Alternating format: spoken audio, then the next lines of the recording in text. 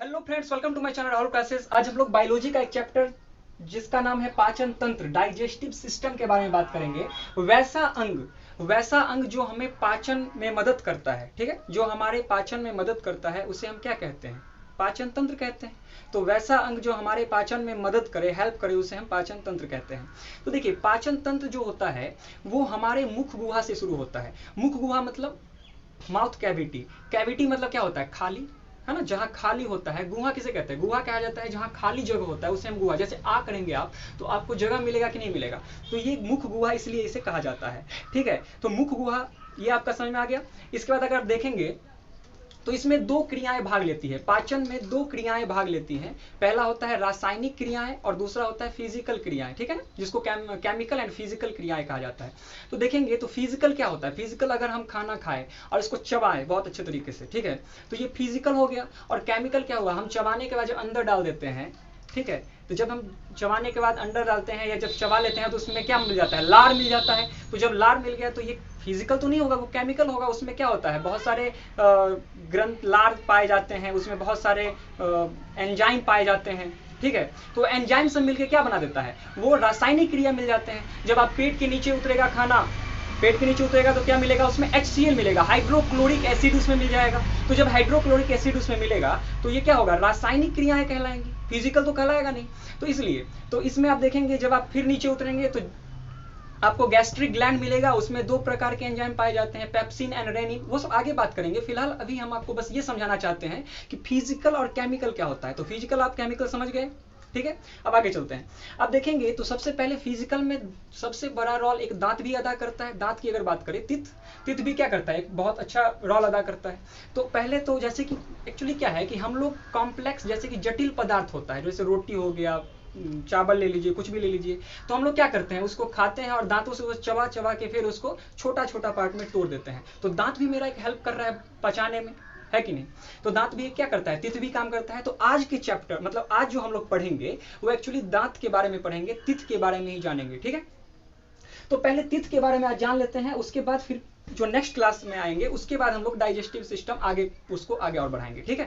तो चलिए तित के बारे में पढ़ते हैं। तो देखेंगे अब तित दांतों का अध्ययन ओडोंटोलॉजी कहलाता है। क्या कहलाता है? दांतों का अध्ययन क्या कहलाता है? ओडोंटोलॉजी कहलाता है। अगर आपसे कोई पूछे कि दांतों में कैल्शियम जो होता है ना, कैल्शियम वो सबसे ज्यादा होता है। कैल्शियम जो है ना हमारे दांतों में सबसे ज्यादा होता है, ठीक है। इसके बाद देखेंगे दांतों का क्षरण। क्षरण मतलब होता है टूट फूट। अगर आप देखेंगे दांत किसी का टूट जाता है तो किसके कारण टूट जाता है? तो फ्लोरीन की कमी, फ्लोरीन के कारण टूट जाता है, फ्लोरीन, ठीक है। दांतों का क्षरण किसके कारण होता है? फ्लोरीन के कारण होता है। फ्लोरीन हो जाएगा तो दांत टूट जाते हैं, कोई दिक्कत नहीं।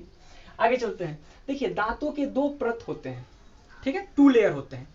तो 2 लेयर होता है, एक जिसका नाम एक होता है इनामेल और एक होता है डेंटाइन। समझिए, इनामेल सबसे कठोर पार्ट होता है। ये जो आप मसूर कहते हैं ना, इनामेल, ये बहुत ही मजबूत पार्ट होता है, ठीक है। और डेंटाइन और इनामेल आपको समझ में आ गया। इनामेल आपका कठोर भाग हो गया, डेंटाइन आपका ये कठोर है तो ये थोड़ा सा कमजोरी होता है, ठीक है ना, वो सबसे कठोर होता है, ठीक है।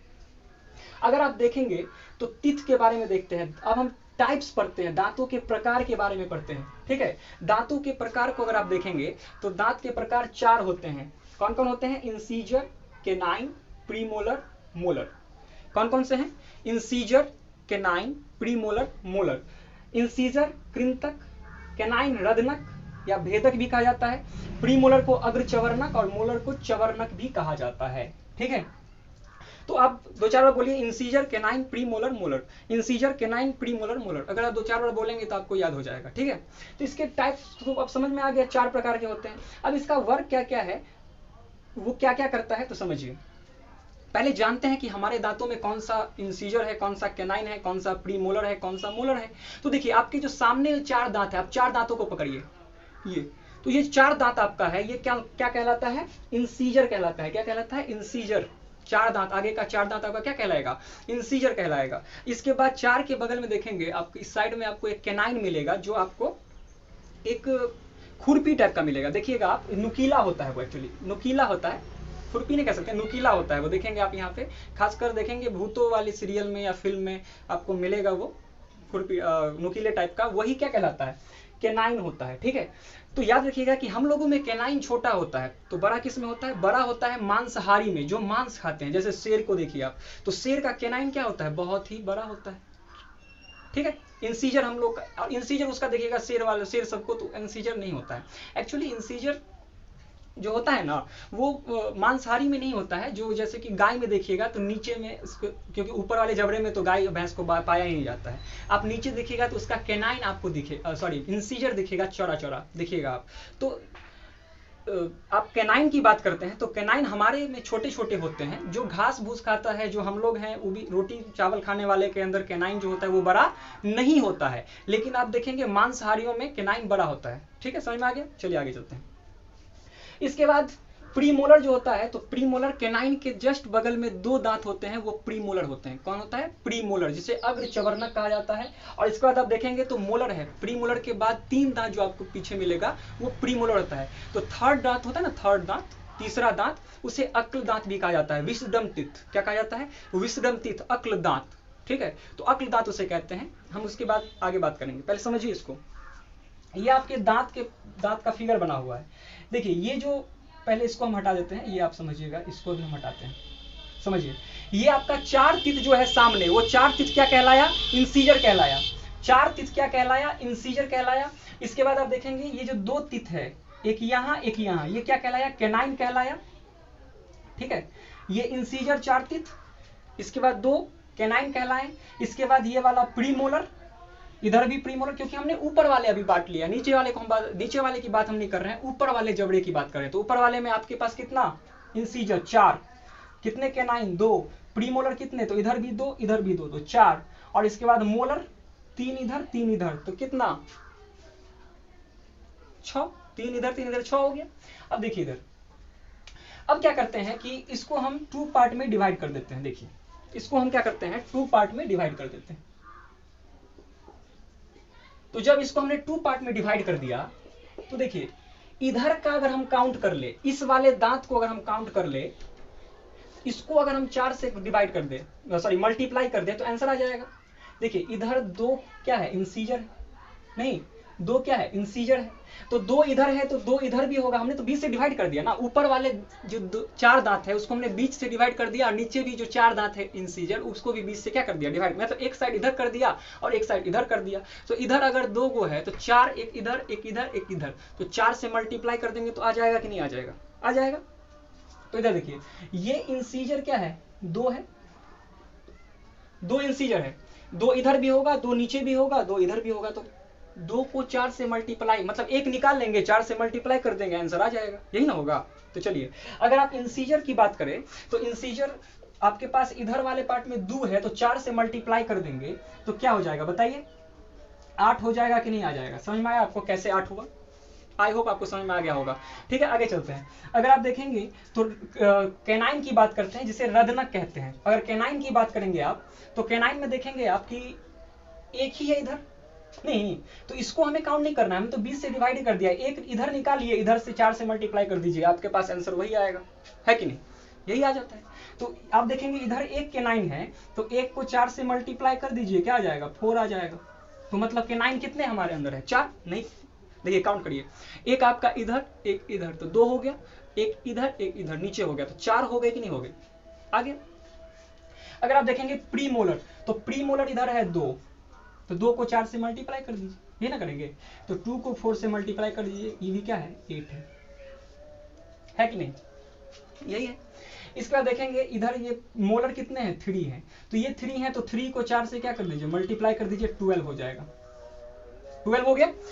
तो आपने ये देखा कि हमारे पास जो इंसीजर है वो 8 है। कैसे? देखिए 4 ऊपर 4 नीचे, तो 8 हो गए, हो गया। चलिए इसका देखेंगे कैनाइन, तो कैनाइन को देखेंगे तो 4 है, प्रीमोलर 8 है, मोलर क्या है? 12 है। यहां तक समझ में आ गया? ठीक है। तो इसके बाद अब क्या करते हैं हम लोग, एक डेंटाइन फॉर्मूला होता है, ठीक है। तो डेंटाइन फॉर्मूला जिसे हम कहते हैं दंत सूत्र, ठीक है, दंत सूत्र को जानते हैं। एक्चुअली क्या होता है, इससे पहले हम आपको बता दें कि बच्चों में कौन कौन से दांत नहीं पाए जाते हैं, पहले ये समझिए, उसके बाद डेंटाइन फॉर्मूला बताते हैं। बच्चों में कौन कौन से दांत नहीं पाए जाते हैं? हम लोगों में जो है ना, हम लोगों में खासकर ये जो थर्ड मोलर है, एक्चुअली ये थर्ड मोलर, इसे ही क्या कहते हैं, अक्ल दांत कहा जाता है। क्या कहा जाता है? अक्ल दांत। ठीक है, विजडम टीथ कहा जाता है।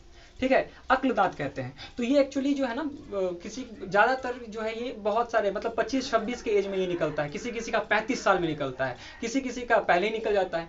तो देखेंगे तो ये बच्चे के पास तो होगा नहीं, क्योंकि जब ये 25-26 साल के बाद निकलेगा तो बच्चों में तो ये होगा नहीं। तो बच्चों में जो है ना, ये थर्ड मोलर नहीं पाया जाता है, नहीं पाया जाता है। और बच्चों में प्री मोलर तो पाया ही नहीं जाता है।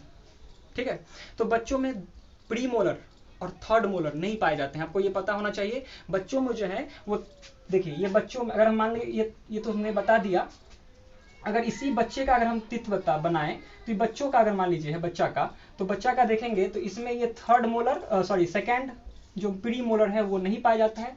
जो दो प्री मोलर है वो पाया नहीं जाता, ना इधर ना इधर, कहीं नहीं पाया जाएगा। ठीक है, इसके बाद बच्चों की बात कर रहे हैं हम, और उसके बाद फिर थर्ड मोलर नहीं पाया जाएगा, मतलब ये अक्ल दांत नहीं पाया जाता है। बच्चों में कैसे पाया जाएगा? वो 25-26 साल में होता है, तो ये बच्चों में तो होगा नहीं। तो इसलिए आप याद रखिएगा कि बच्चों में 2 दांत नहीं होते हैं, प्री मोलर तो होता ही नहीं है, और मोलर का थर्ड दांत नहीं होता है, तीसरा दांत नहीं होता है।